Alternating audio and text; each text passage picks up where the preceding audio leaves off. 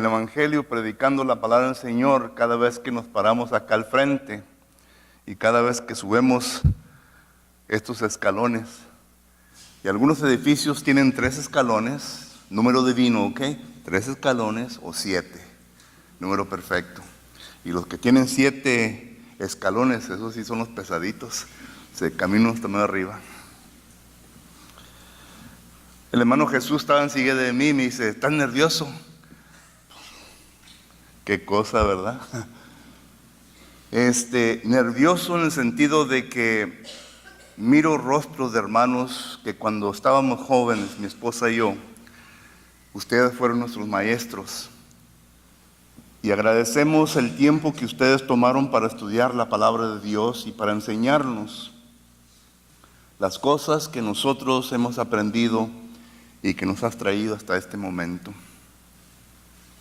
Estamos contentos por el denuedo que han tenido ustedes en seguir adelante enseñando la palabra de Dios, y eso nos causa alegría de ver a ustedes, hermanos, quienes en un tiempo estudiamos bajo sus pies, que siguen firmes y adelantes. Hermanos están aquí de los cuales hemos estudiado la Biblia, hermanos que me ayudaron en mi vida cristiana, no tanto en hacer cosas enfrente de la congregación, pero aún también dándome consejos sobre el camino que un día yo iba a escoger como predicador y dirigir a mi propia familia. Hermanos, gracias. Realmente me siento orgulloso de estar ante ustedes y traer este mensaje, porque sé bien que en la audiencia se encuentran personas que harían un trabajo mucho más mejor que este servidor de ustedes.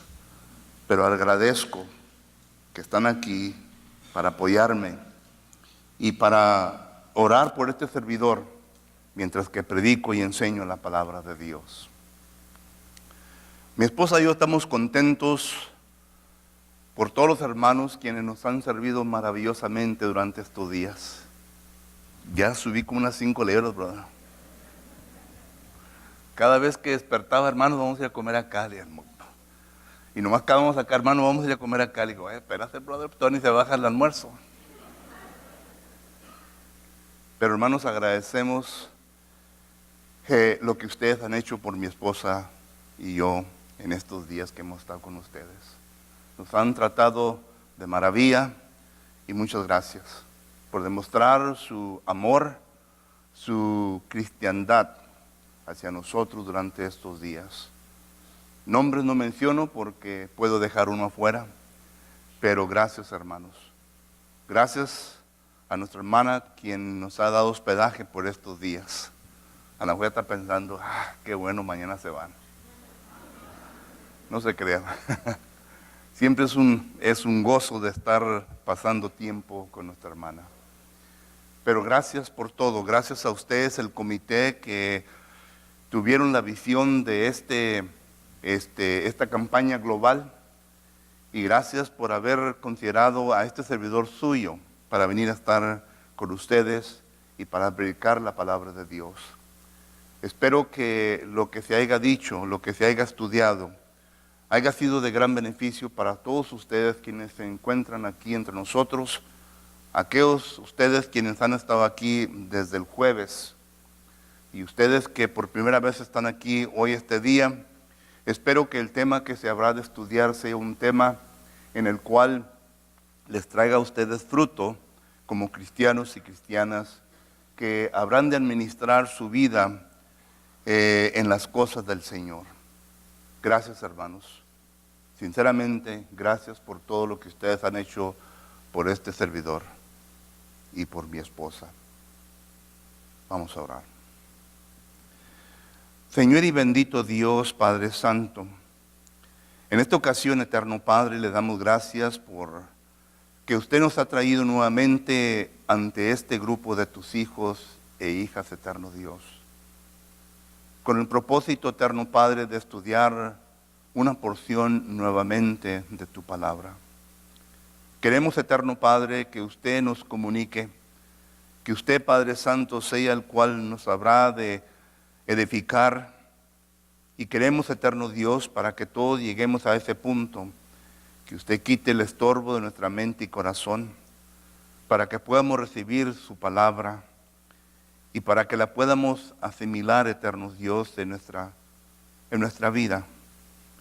En ocasiones vamos a escuchar cosas que quizás ya estemos poniendo en práctica, y esto es bueno, porque la repetición es buena, nos da a entender la seriedad de en lo que estamos envueltos y la urgencia, eterno Dios, de lo que tenemos que hacer en nuestra vida cada día concerniente a lo que estamos aprendiendo.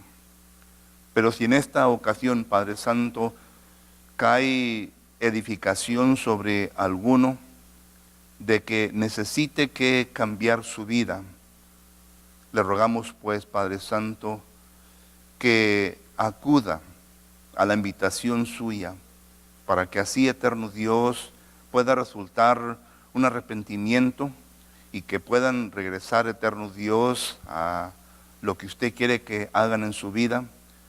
Si se encuentra personas que aún todavía no han obedecido a su Hijo Jesucristo, le ruego pues, Padre bendito, que usted recoja su fruto, para que así usted sea honrado. Esté con este servidor suyo, eterno Padre, que habrá de exponer su palabra. Ayúdeme, eterno Dios, para que lo pueda hacer de una manera sencilla y fácil, en donde todos podamos entender y que ninguna duda quede en nuestra mente. Todo esto, Padre Santo, se lo pidemos en el bendito nombre de su Hijo Jesucristo. Amén. Hemos estado estudiando concerniente a la confusión religiosa que existe hoy en nuestros días. Y hemos mencionado varias cosas que usted y yo hemos notado de que la gente ha confundido.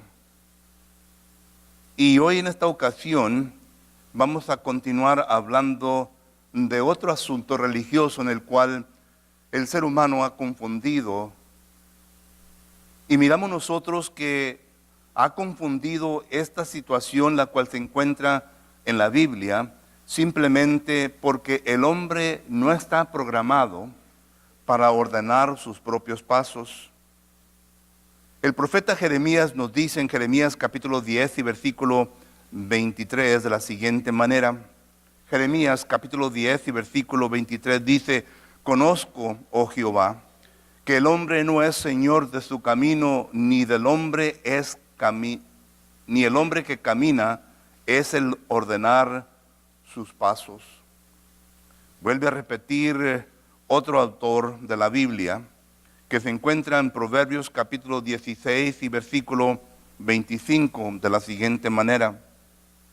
Proverbios capítulo 16, versículo 25. Hay camino que parece derecho al hombre, pero su fin es camino de muerte. Y por esta razón miramos nosotros que el ser humano, no importa en lo que él venga a hacer, sin la ayuda de Dios, sin la verdad de Dios, sin la comunicación de Dios, la persona, en vez de implantar algo en la mente del ser humano que sea provechoso para su vida, simplemente va a implantar confusión. Porque el hombre no puede, sin Dios, llegar al conocimiento de las cosas que la palabra del Señor nos enseña. Jehová Dios le comprobó esto a un hombre llamado Job. Cuando él le hace preguntas, en Job capítulo 38, miramos nosotros que Jehová Dios le hace preguntas a Job para darle a entender la ignorancia de él, para darle a entender que la sabiduría de él era pequeña, que él aún todavía no comprendía las cosas de Dios. Y cuando él entonces llega a ese punto de comprender de que la sabiduría de Dios es necesaria y que únicamente viene de él, no viene de los hombres, es cuando miramos nosotros que Job viene a entender realmente que los pasos de él eran pasos que no llevaba a la verdad, no llevaba al conocimiento de Dios. Y esto es lo que sucede hoy en día con el ser humano.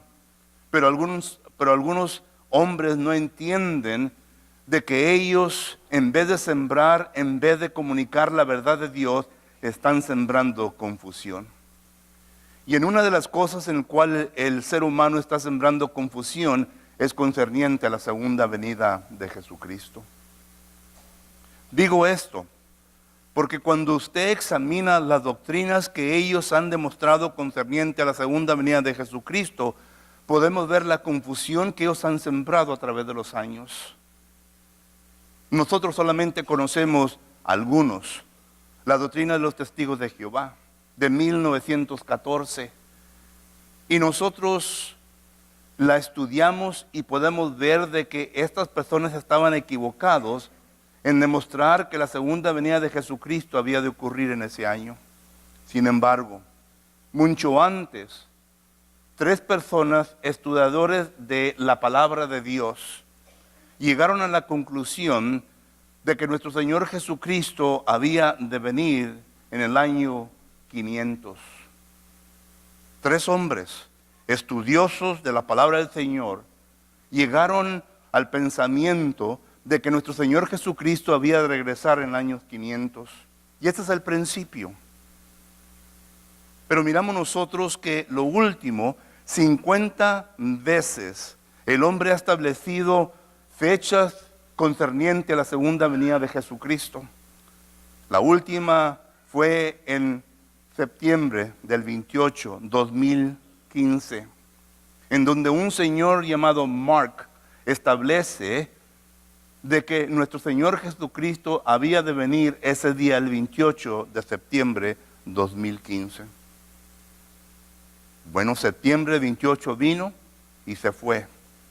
Y no vimos nosotros la segunda venida de Jesucristo. Ha visto 9 fechas que se han establecido para el futuro, en donde hombres se han atrevido a anunciar de que Jesucristo habrá de venir durante esas fechas. La primera es 2019, la última es 2057. Y dicen que para esas fechas nuestro Señor Jesucristo habrá de venir.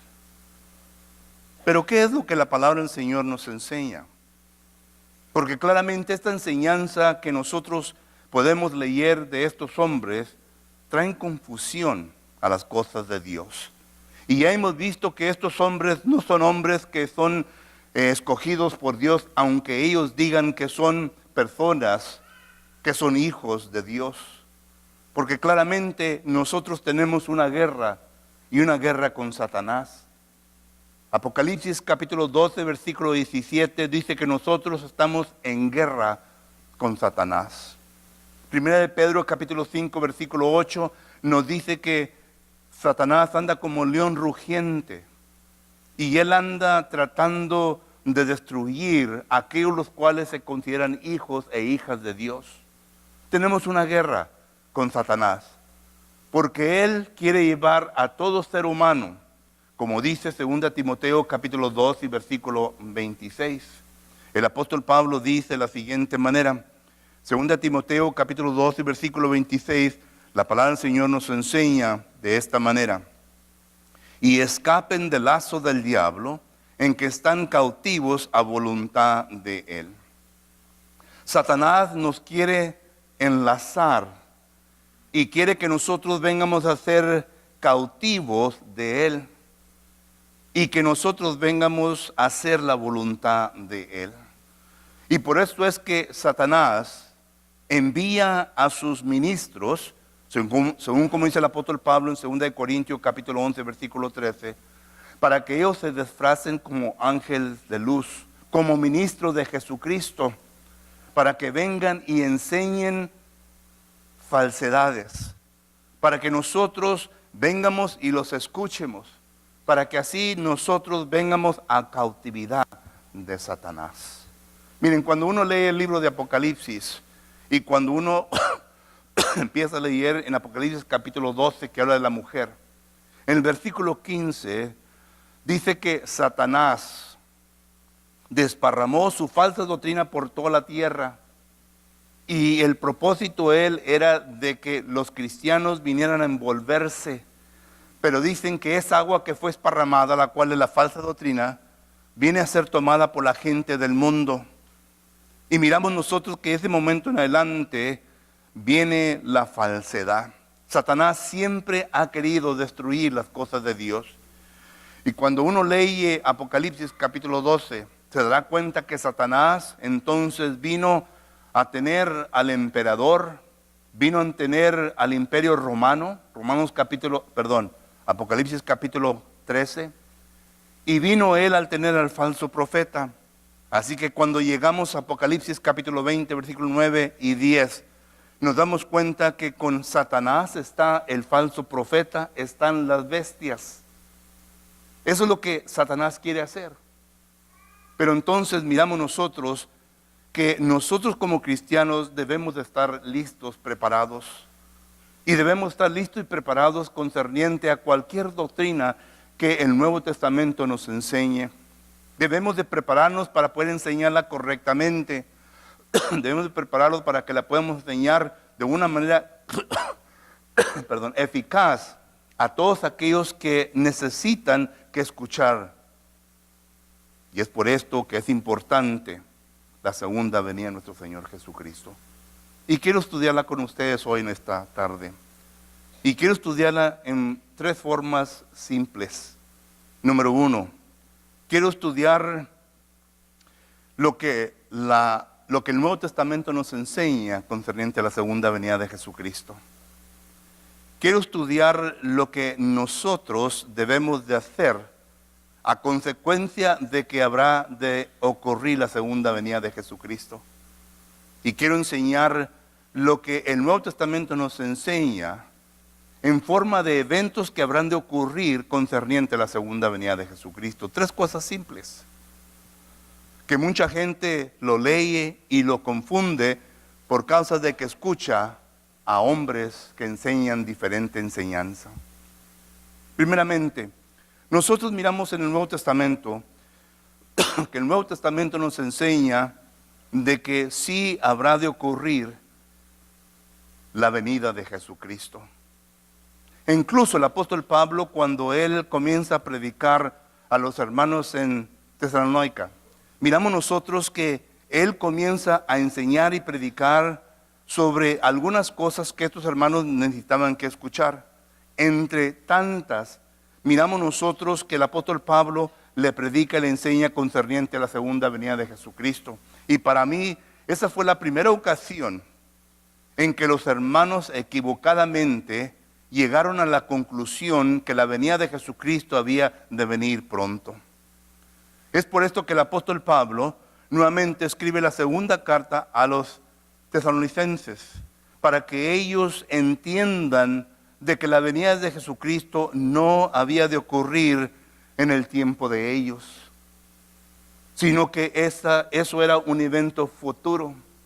Y por eso miramos nosotros que el apóstol Pablo corrige en la segunda carta, corrige el pensamiento de los hermanos que vivían en ese lugar. Pero ¿qué es lo que la Biblia enseña concerniente a la segunda venida de Jesucristo? Primeramente, miramos nosotros que hay varios testigos que hablan concerniente a la segunda venida de Jesucristo. Yo primeramente quiero empezar con los ángeles. En Hechos capítulo 2 y versículo del 6 en adelante, miramos nosotros que dice la palabra del Señor de la siguiente manera. Hechos capítulo 1 y versículo 7 en adelante, dice la palabra de Dios, y les dijo: no os toca a vosotros saber los tiempos o las sazones que el Padre puso en su sola potestad, pero recibiréis poder cuando haya venido sobre vosotros el Espíritu Santo, y me seréis testigos en Jerusalén, en toda Judea, en Samaria y hasta lo último de la tierra. Y habiendo dicho estas cosas, volviendo ellos, fueron alzados y le recibió una nube que le ocultó de sus ojos. Versículo 10.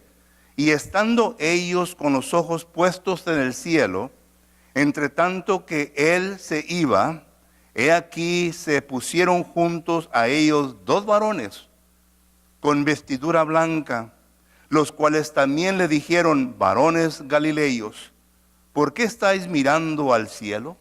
Este mismo Jesús que ha sido tomado de vosotros al cielo, así vendrá como le habéis visto ir al cielo.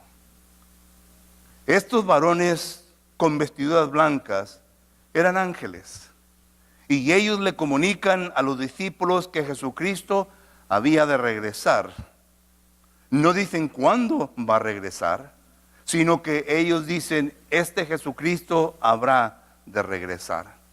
Jesucristo en este momento estaba cumpliendo las profecías del Antiguo Testamento.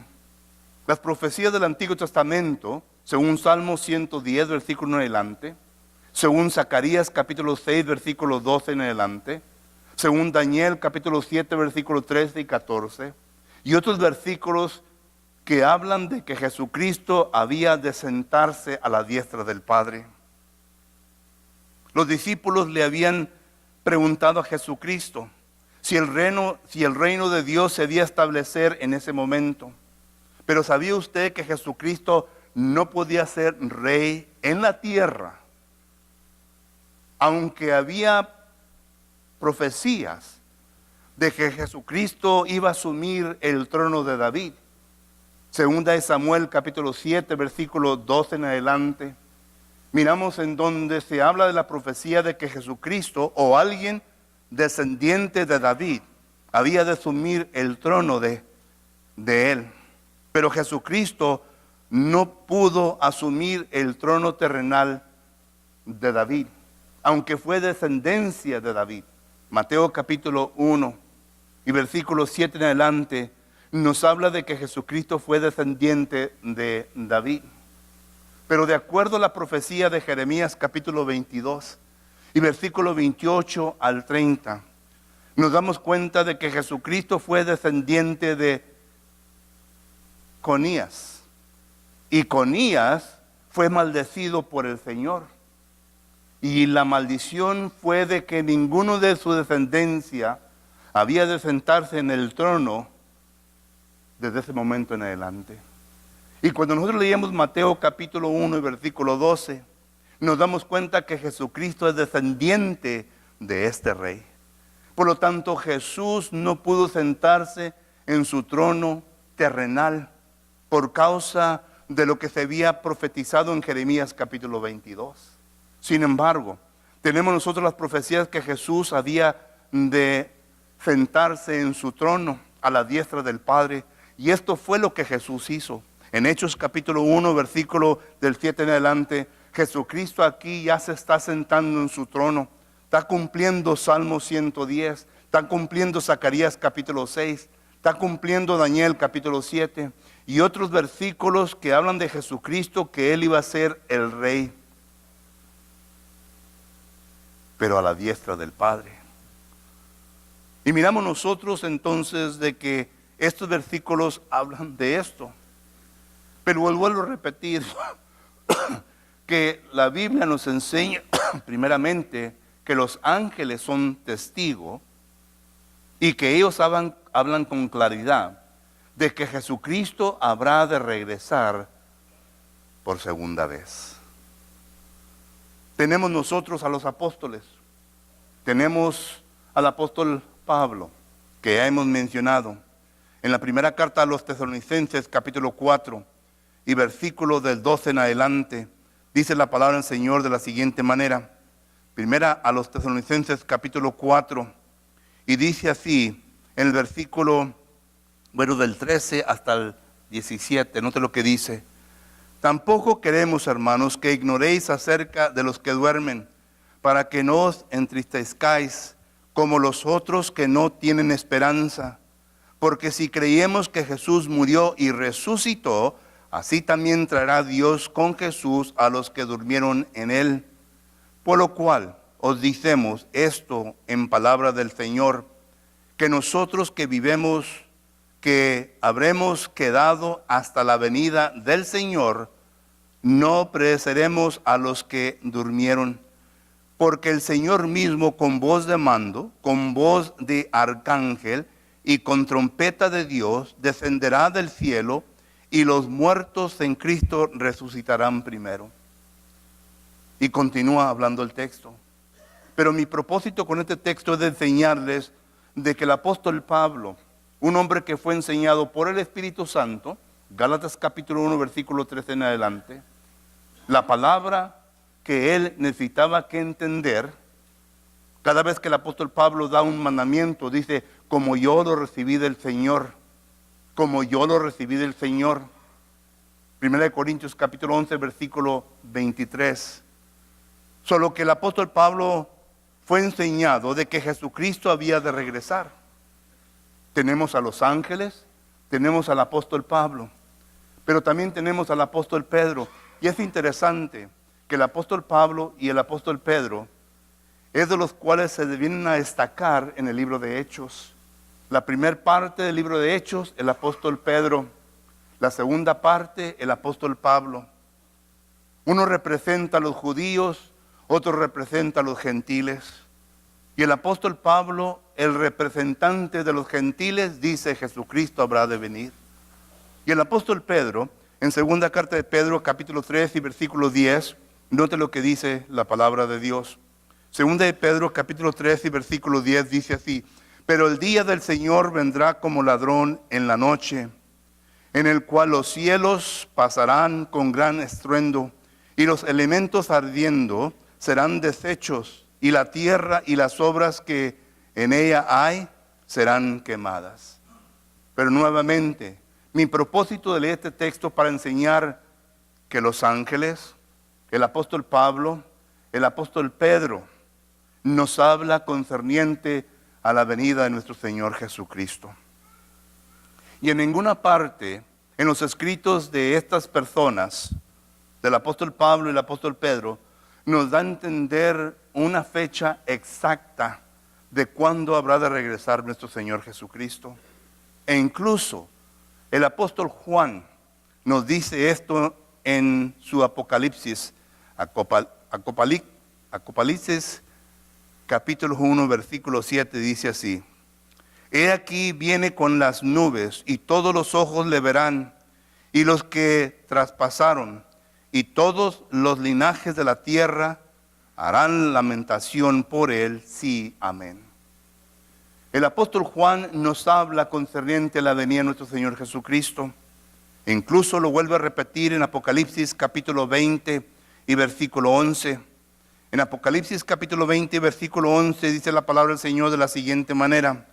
Y vi un gran trono blanco al que estaba sentado en él, de delante del cual huyeron la tierra y el cielo, y ningún lugar se encontró para ellos.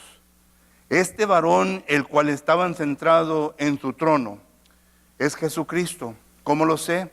Porque en Hechos capítulo 17 y versículo 30, note lo que dice las Sagradas Escrituras.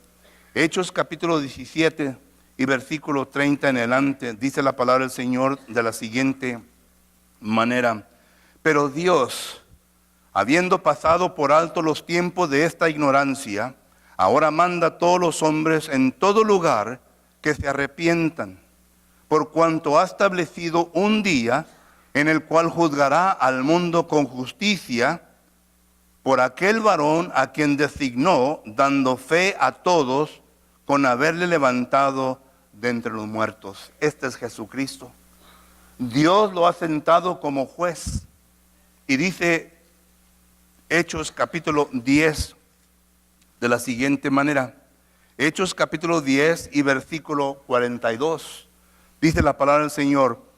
Y nos mandó que predicásemos al pueblo y testificásemos que Él es el que Dios ha puesto por juez de vivos y de muertos. El apóstol Pedro lo vuelve a repetir en primera de Pedro capítulo 4 y versículo 5. Dice la palabra del Señor de la siguiente manera. Primera de Pedro capítulo 4 versículo 5. Pero ellos darán cuenta al que está preparado para juzgar a los vivos y a los muertos. Este es nuestro Señor Jesucristo. Solo que entonces tenemos nosotros a los ángeles, Tenemos nosotros al apóstol Pablo, tenemos nosotros al apóstol Pedro, tenemos nosotros al apóstol Juan. Y por último, el testimonio que realmente viene a ser el clavo que cierra todo, es el de nuestro Señor Jesucristo. En Mateo capítulo 25, miramos nosotros que dice la palabra de Dios de la siguiente manera. Mateo capítulo 25 y versículo 31. Estas son palabras de nuestro Señor Jesucristo.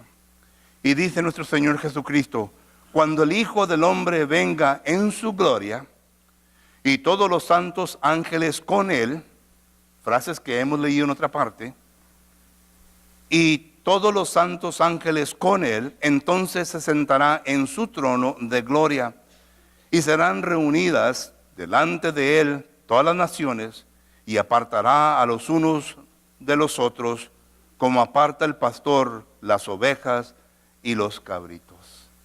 Son palabras de Jesucristo. Entonces, nosotros no debemos de tener ninguna duda de que si acaso Jesucristo habrá de venir o no. Porque como cristianos debemos de tener patentemente en nuestra mente los mensajes que los ángeles, que el apóstol Pablo, que el apóstol Pedro, que el apóstol Juan y Jesucristo mismo nos ha enseñado concerniente a la segunda venida de Él. Es decir, de Jesucristo. Jesucristo va a venir por segunda vez. Pero si acaso nosotros entendemos de que Jesucristo habrá de venir por segunda vez y no conocemos nosotros el día, como estos hombres falsos que pretenden conocer el día y nos dan el día, ¿en qué manera debemos de vivir nosotros en este mundo? ¿Cómo debemos de vivir nosotros en este mundo sabiendo bien de que Jesucristo habrá de venir? El apóstol Pablo dice lo siguiente manera. Primera a los Tesalonicenses, capítulo 5 y versículo 23. Primera a los Tesalonicenses, capítulo 5, versículo 23, dice: y Él mismo, Dios de paz, os santifique por completo todo vuestro ser, espíritu, alma y cuerpo, sea guardado irreprensible para la venida de nuestro Señor Jesucristo. Ya hemos dicho en noches anteriores de que nosotros estamos compuestos de tres, que es el cuerpo, el alma y el espíritu. Esto lo podemos ver nosotros en Génesis capítulo 2 y versículo 7, en donde nosotros hemos sido creados del polvo y en donde el Espíritu de Dios ha venido a nuestra vida y mediante la conexión del cuerpo y del Espíritu de Dios ha resultado el alma, ha resultado un ser viviente.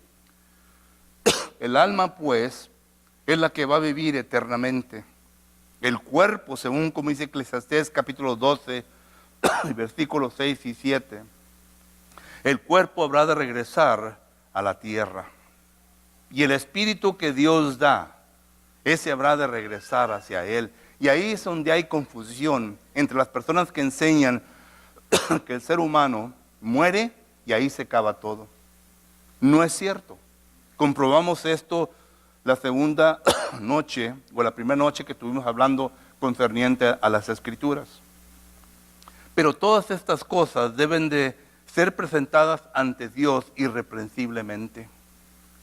El cuerpo que Dios nos da es algo que tiene deseos de envolverse en las cosas del mundo. El apóstol Pablo dice de esta manera, en Gálatas capítulo 5 y versículo 19 en adelante. Gálatas capítulo 5 y versículo 19 en adelante, dice la Escritura: pero manifiestas son las obras de la carne, que son adulterio, fornicación, inmundicia, lascivia, idolatría, hechicería, enemistad, pleitos, celos, iras, contiendas, disensiones, herejías, envidias, homicidios, borracheras, orgías y cosas semejantes a estas. Nuestra carne tiene que ser disciplinada. Nuestra carne tiene que ser disciplinada al punto de que nosotros tengamos control sobre vuestra carne. Y esto es lo que el apóstol Pablo dice: vivir irreprensiblemente ante Dios. Dios tiene que encontrarlos en ese estado. Y la única manera en cómo yo voy a controlar mi carne es dándole libertad y abundancia al Espíritu de Dios que venga a radicar en mi vida por medio de la palabra.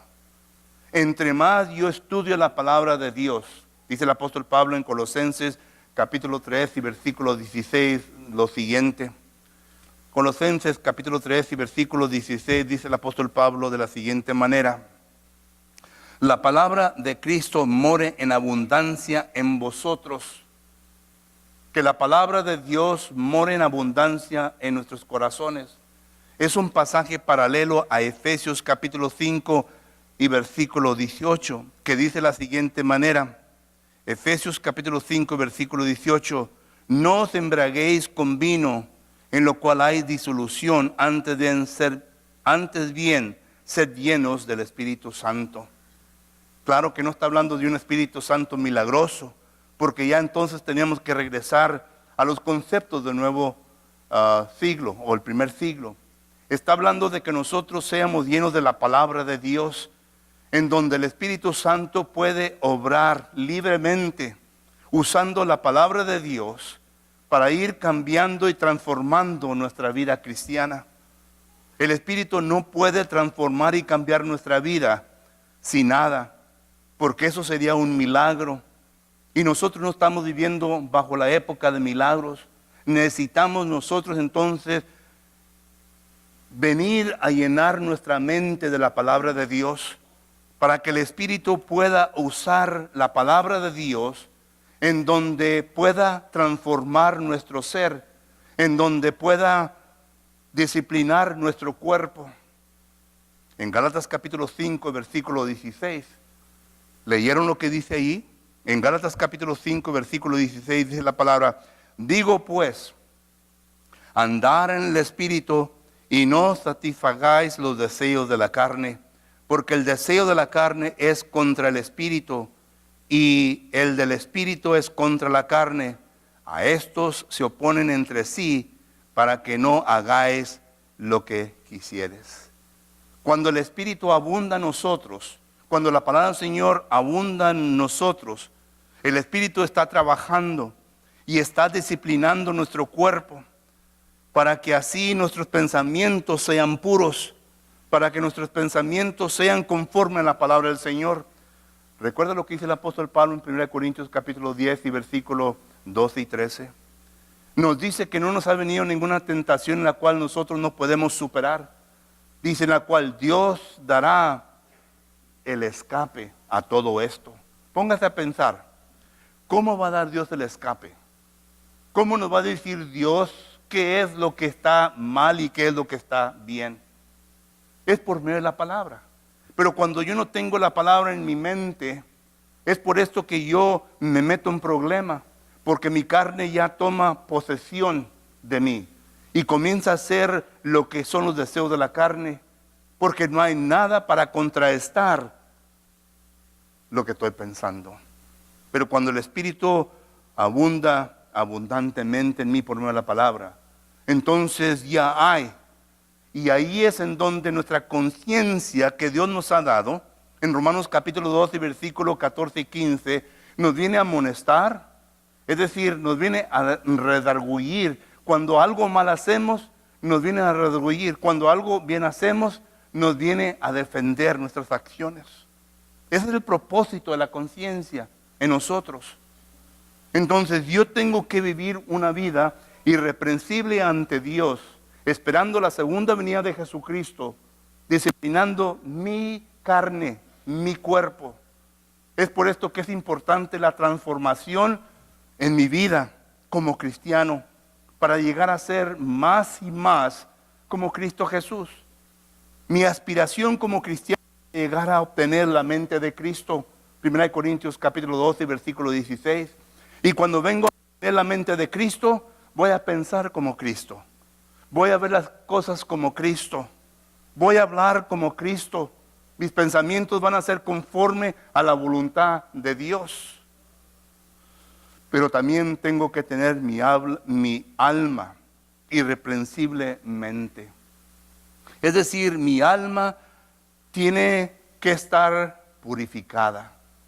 Cuando yo peco en mi vida, lo que se mancha es mi alma. Y Dios ve mi alma que está manchada de pecado. Este problema lo tenían los israelitas. Y Jeremías les dice que ni aún el jabón más poderoso, Jeremías capítulo 2, versículo 22 en adelante, el jabón más poderoso en ese tiempo no podía quitar las manchas de su pecado. Pero la sangre de Cristo Jesús sí puede quitar las manchas de mi pecado. Y es por esto que yo busco a Jesús, para que la sangre de Jesús continuamente me esté limpiando. La persona que no es cristiano, la manera en cómo quita su pecado de su alma es por medio del bautismo. Porque en el bautismo es el único lugar, entienda bien esto, amigo o amiga, el bautismo es el único lugar en donde usted tendrá contacto con la sangre de Cristo Jesús. El único lugar. Ahí es cuando uno tiene contacto con la sangre de Cristo Jesús. Es por esto que Ananías le dice a Saulo, ahora pues, ¿por qué te detienes? Levántate y lava, ¿qué? Tus pecados. ¿Con el agua? El agua no quita nada. El agua no tiene poder. Ananías sabía bien lo que le estaba diciendo a Saulo en Hechos capítulo 22 y versículo 16. Él sabía bien que cuando la persona era sumergido en las aguas del bautismo, venía a tener contacto con la sangre de Cristo Jesús, y la sangre es la que quita el pecado. Y cuando uno es bautizado, dice la Escritura en Romanos capítulo 4, versículos 7 y 8, bienaventurado el varón el cual Dios no inculpa de pecado. Cuando uno es resucitado en las aguas del bautismo, viene a ser una nueva criatura. No existe pecado en la vida de él o de ella. Por lo tanto, ahí es en donde empieza la relación con Dios. Noten lo que le dice el apóstol Pablo a los hermanos en Colosa. Colosenses capítulo 1 y versículo 21. Colosenses capítulo 1 y versículo 21. Dice la palabra del Señor. Y a vosotros también, que eras en otro tiempo extraños y enemigos en vuestra mente, es decir, eran pecadores y estaban destituidos de la gloria de Dios, no estaban con Dios, sino que estaban alejados de Dios. Sigue diciendo el versículo, haciendo malas obras, ahora os ha reconciliado. La reconciliación quiere decir que ya algo se pagó, que ya todo está bien con Dios. Y ahora, porque fueron reconciliados con Dios, ahora ya tenían el privilegio de tener relación con Dios. Pero antes no podían tener esa relación con Dios. Ahora sí la tienen porque son reconciliados con Dios. Entonces, lo único que quita la mancha del alma y la cual viene a manifestarlos ante Dios irreprensiblemente es el bautismo para aquellos que no lo han hecho. Para nosotros quienes pecamos, después de haber hecho esto, lo que viene a quitar la mancha del pecado es el arrepentimiento. Caso y punto. Simón. Simón fue bautizado. Hechos capítulo 8, versículo 2 en adelante, habla de esto. Felipe predicó el evangelio. Este hombre obedeció. Pero inmediatamente después de haber sido bautizado, pecó. Y los apóstoles le dicen a Simón, arrepiéntete para que el Señor te perdone. No le dicen a Simón, vuelve a bautizarte. Dice, arrepiéntete. Entonces, para la persona que ha hecho esto y se encuentra en pecado, el arrepentimiento es necesario. Tiene uno que arrepentirse. En ocasiones piensan los cristianos de que el arrepentimiento no es necesario, es necesario. para quitar la mancha del alma y vivir irreprensiblemente ante el Señor. ¿Cómo debe de ser vuestra manera de vivir esperando la venida de nuestro Señor Jesucristo? Debe de ser irreprensible. Debe de ser una vida sin pecado. Y vuelvo a repetir, muchos de nosotros pensamos de que porque somos seres humanos, nunca vamos a llegar a esa altura. Hermano o hermana, está equivocado en su pensamiento. Y no estoy predicando la doctrina de perfección. Entienda bien lo que estoy diciendo. En la Biblia nos enseña que nosotros podemos ser perfectos ante Dios. Y podemos tener la confianza de que el día que yo muera, yo voy a ir al cielo. Yo le pregunto a varios hermanos, ¿vas a ir al cielo? Y como que no quieren contestar. No quieren contestar. Bueno, hermano, es que soy humano y pues siendo humano, pues usted sabe bien que pues existe el pecado. Le está rodeando, le está rodeando. La conciencia le está culpando de que es pecador. Noten la confianza de un hombre que vivió la vida irreprensiblemente ante Dios.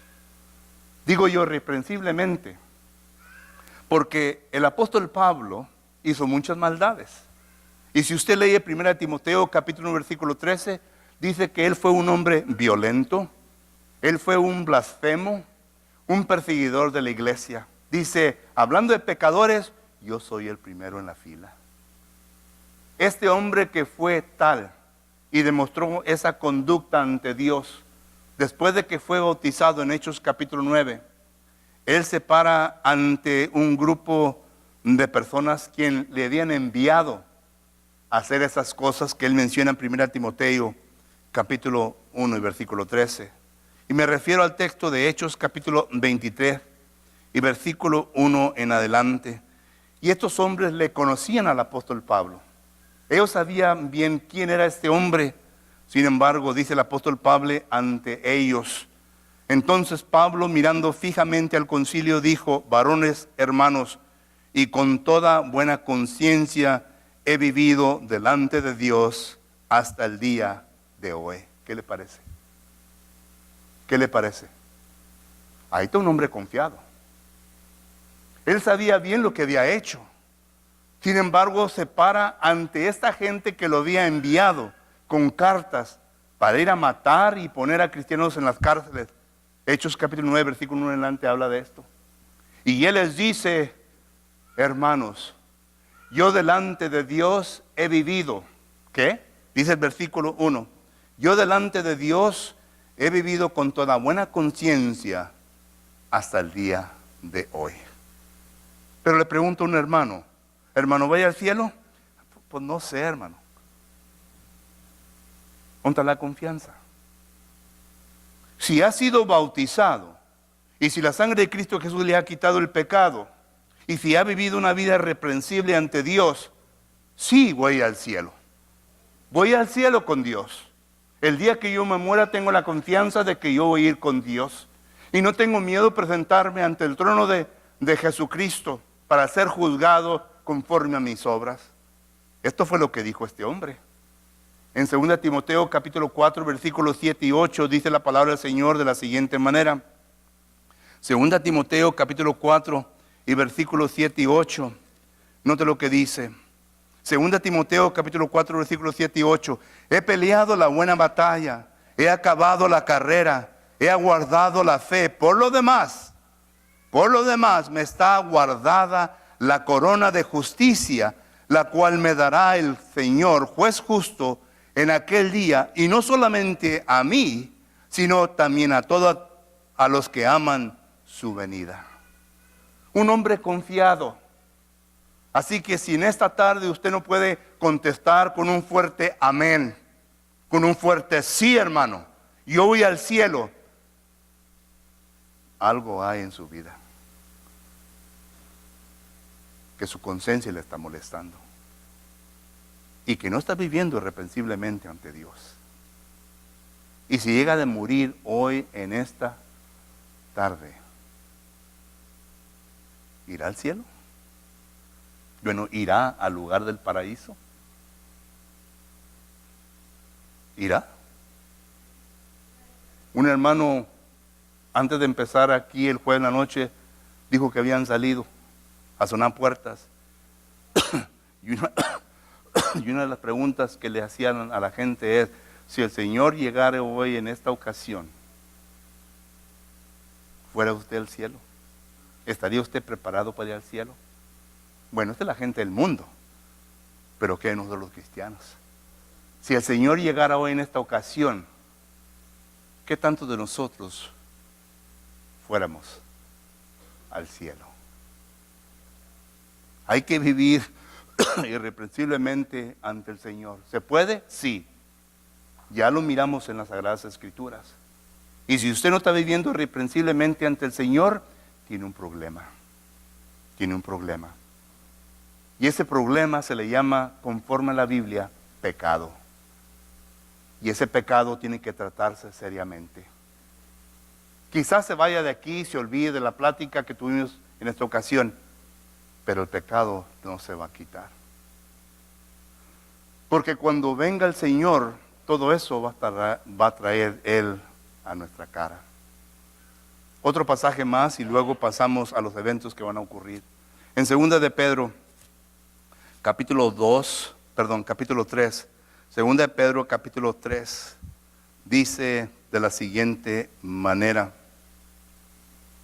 en el versículo 14, por lo cual, oh amados, estando en espera de estas cosas, es decir, la segunda venida de Jesucristo, y que el mundo va a ser destruido, procurar con diligencia, y noten la severidad que pone el apóstol Pedro en estas cosas, procurar con diligencia, dice, ser hallados por Él, por Jesucristo, sin mancha, irreprensible y en paz. Eso es lo que Dios quiere, que nuestra manera de vida sea antes de su venida. Pero ¿cuáles serán los eventos que van a ocurrir en aquel entonces? Vuelvo a repetir, Jesucristo no puede venir a tierra, porque si viene a tierra no puede ser el juez, no puede ser rey. Entonces por eso dice las Sagradas Escrituras que Él vendrá con sus ángeles en las nubes. Ahí es en donde se va a llevar a cabo el juicio, porque esta tierra, este mundo será deshecho, ya jamás habrá de volver a existir. Pedro lo dice en segunda carta de Pedro, capítulo 3, versículo 10 en adelante. Y incluso el apóstol Juan nos dice en Apocalipsis, capítulo 20 y versículo 11, en donde dice de la siguiente manera, dice, y vi un gran trono blanco, y al que estaba sentado en él, de delante de él, cuales huyeron la tierra, el cielo, y ningún lugar se encontró para ellos. Es que ya todos habían sido resucitados. Ahora, la Biblia no da los detalles en cómo se va a llevar a cabo cada cosita, pero nos da ideas, nos da versículos que nos habla de cómo se va a llevar asuntos. Primero, Jesucristo habrá de venir. Apocalipsis 1:7, todo ojo lo verá. Todo ojo lo verá. Serán las nubes. Ahí mismo se va a llevar el juicio. La tierra ya no va a existir. Dice Juan capítulo 5, versículo 28 y 29 de la siguiente manera. Juan capítulo 5, versículo 28 y 29, dice la palabra del Señor de la siguiente manera. No os maraville de esto, porque vendrá hora cuando todo sepulcro, vendrá hora cuando todos los que están en los sepulcros oirán su voz, y los que hicieron lo malo saldrán a resurrección de vida, mas los que hicieron lo malo a resurrección de condenación. Entonces, esto por lo menos nos da una idea de cómo va a ir el juicio. Pedro es un poquito más claridoso en esto.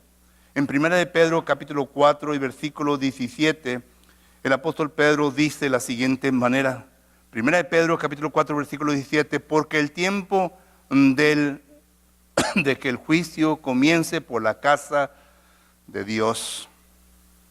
Y si primero comienza por nosotros, ¿cuál será el fin de aquellos que no obedecieron el evangelio de Dios? Esos están hablando de los que van a resucitar a condenación. Dios nos va a juzgar, o que Jesucristo nos va a juzgar primeramente a nosotros. Y noten el orden en cómo vamos a ir al juicio. En 1 Corintios capítulo 15 dice la palabra del Señor de la siguiente manera. 1 Corintios capítulo 15 dice la palabra de Dios de la siguiente manera. En el versículo 23. Pero cada uno a su debido orden, Cristo las primicias, luego los que son de Cristo en su venida. Y cuando ya ocurra el juicio, entonces Jesucristo ya va a entregar a su iglesia, a la iglesia que Él fundó en el día de Pentecostés, se la va a entregar al Padre. Aquellos quienes han muerto confiadamente, irreprensiblemente delante de Dios. Pero nada estará oculto en aquel día, sino que dice Eclesiastés capítulo 12 y versículo 14, lo siguiente concerniente a esto. Eclesiastés capítulo 12 y versículo 14, dice la palabra del Señor de la siguiente manera. Eclesiastés capítulo 12, versículo 14, porque Dios traerá toda obra a juicio juntamente con toda cosa encubierta, sea buena o sea mala. Nada va a ser dejado a un lado. En ocasiones pecamos secretamente. Ese pecado será traído a la luz. Y algunos preguntan, ¿y van a ver todos? No lo sé. No lo sé. Pero cada pecado que usted ha cometido secretamente, de que nadie se ha dado cuenta, nomás usted y quizás otra persona que han pecado, será traído a la luz. ¿Saben por qué? Porque dice Romanos capítulo 2 y versículo 16 lo siguiente. Romanos capítulo 2 y versículo 16 dice la palabra del Señor de la siguiente manera. Romanos 2, 16. En el día en que Dios juzgará por Jesucristo los secretos de los hombres conforme a mi evangelio. Los secretos de los hombres serán juzgados. Un hermano pregunta, ¿será en frente de todos? No lo sé. Pero los secretos, el pecado en secreto será juzgado. ¿Saben por qué? Porque Hebreos capítulo 4, versículo 13, dice la palabra del Señor de la siguiente manera. Hebreos capítulo 4, versículo 13 dice así, y no hay cosa criada que no sea manifestada en su presencia. Antes bien, todas las cosas están desnudas y abiertas a los ojos de aquel quien tenemos que dar cuenta. Entonces va a venir un juicio en la segunda venida de Jesucristo. Cristo es el que va a ser el juez. Y Él va a juzgar a los cristianos primeramente. Va a juzgar a todos. No puede decirle el orden, pero va a juzgar a todos. Y en este juicio que Jesús traerá, nada se va a quedar afuera. Cada uno de nosotros, conforme como dice Romanos capítulo 14 y versículo 12, dice la palabra del Señor. Romanos capítulo 14 y versículo 12 dice así, de manera que cada uno de nosotros dará a Dios cuenta de sí mismo. Segunda de Corintios capítulo 5 y versículo 10 dice la palabra del Señor, porque es necesario que todos nosotros compadezcamos ante el tribunal de Cristo para que cada uno reciba según lo que haya hecho mientras estaba en el cuerpo, sea bueno o sea malo. Todos vamos a ser juzgados por nuestras obras. Entonces, hermanos, amigos, en conclusión quiero decir simplemente esto. No importa la confusión que exista en nuestros días concerniente a la segunda venida de Jesucristo, La Biblia claramente nos dice, número uno, que Jesucristo habrá de venir por segunda vez. La Biblia claramente nos dice en cómo usted y yo debemos de vivir para aquel día que venga Jesucristo. Y qué bueno si yo vivo irreprensiblemente y muero irreprensiblemente delante de Dios. Porque ya cuando vaya al paraíso, ya cuando vaya al Hades, yo sé bien a qué lugar voy a ir. Yo sé bien en dónde voy a estar en espera para la segunda venida de Jesucristo. En donde Jesucristo habrá de juzgar al diablo, a los ángeles, a la bestia, al falso profeta y a todos aquellos que están con ellos. Segunda de Pedro, capítulo 2 y versículo 4, dice la palabra del Señor de la siguiente manera. Segunda de Pedro, capítulo 2 y versículo 4, dice la palabra de Dios de la siguiente manera. Segunda de Pedro 2:4 dice así: porque si Dios no perdonó a los ángeles que pecaron, sino que arrojándolos al infierno, y aquí la palabra infierno tienen que entender a qué se está refiriendo Pedro, al lugar de tormento, al infierno, los entregó a prisiones de oscuridad para ser reservados al juicio. Noten que el juicio todavía no ocurre. Ahí están los ángeles, ahí está Satanás, porque dice Mateo capítulo 25 y versículo 41 de la siguiente manera.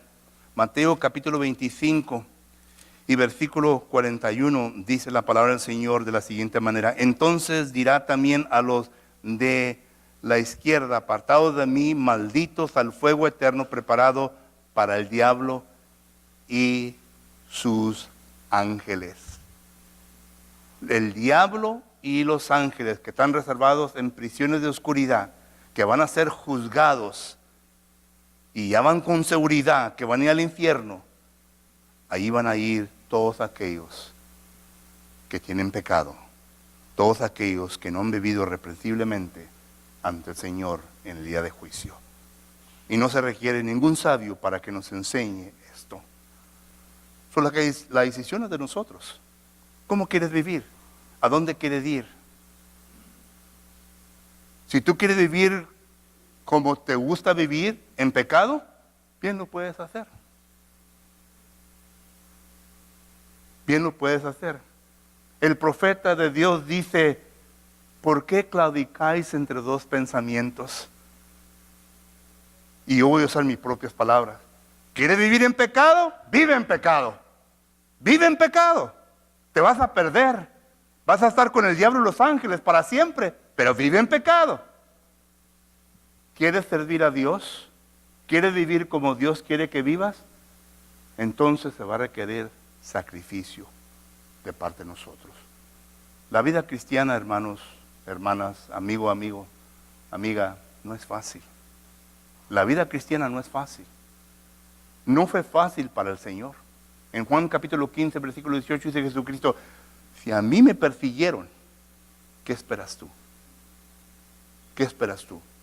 A un hombre que no conoció pecado, a un hombre que vivió sin pecado en su vida. Lo llevaron a la cruz, lo mataron. ¿Qué esperamos nosotros? ¿Qué esperamos? Entre más viva yo piadosamente en este mundo, yo tengo por cierto que voy a sufrir persecución. Y es lo que Pablo dice en 2 Timoteo capítulo 3, versículo 12. El que quiera vivir piadosamente en este mundo, habrá de sufrir persecución. El apóstol Pedro dice en 1 Pedro capítulo 4, versículo 12: no os sorprendáis del fuego de persecución que nos habrá de venir. Dice Pedro: no tengan miedo. Si tú estás sufriendo y si está viniendo persecución, es que algo bien estás haciendo. Algo bien estás haciendo. Así que, ¿quieres vivir en pecado? Viva en pecado. Pero ya has sido amonestado. Ya no tiene excusa ante Dios.